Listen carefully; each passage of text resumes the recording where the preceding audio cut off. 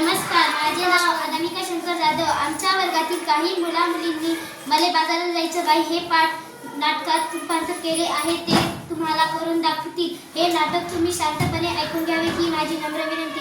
या नाटकातील सहभाग आपले नाव सांगतील. नमस्कार, मी बाई.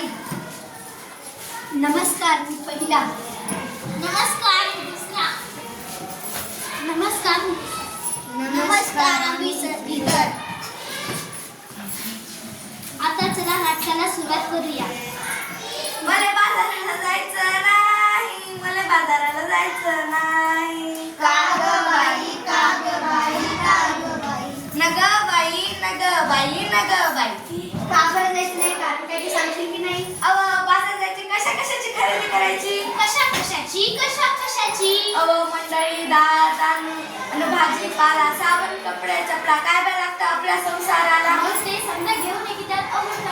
अरे आणू कशात, ठेवू कशात? आता तर समजा वस्तू कॅरी बॅग मध्ये देतात की? कस तर मोठा घोटाळा हाय. कसा काय?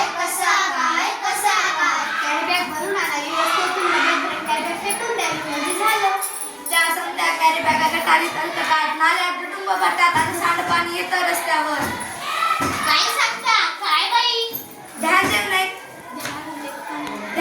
का? एवढंच नाही. ध्यानात येत का नाही?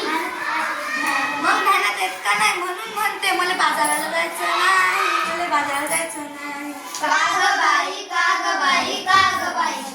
माझी हरणी दुधाची म्हैस. आता तिने काय झालं?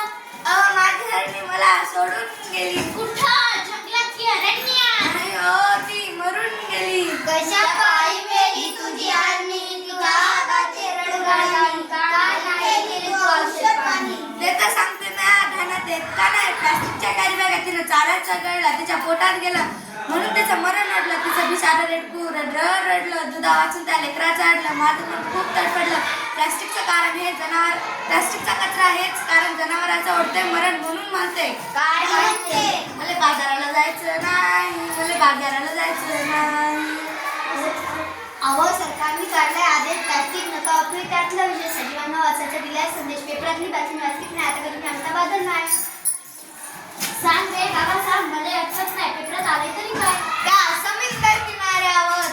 समुद्र किनाऱ्यावर काय झालं ते समुद्र किनाऱ्यावर? त्या समुद्र किनाऱ्यावर बिचारी मरून पडली. 2000 कासव तिच्यासाठी डोलातून वाहतात अस्व. अरे फार वाईट झालं. प्लास्टिकचा विखरून जेवता शिकून नाही.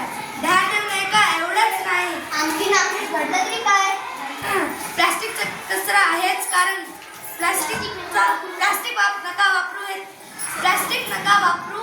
सरकारने काढलाय आदेश. सरकारने केलाय कायदा. सजीवांना वाचायचा केलाय कायदा.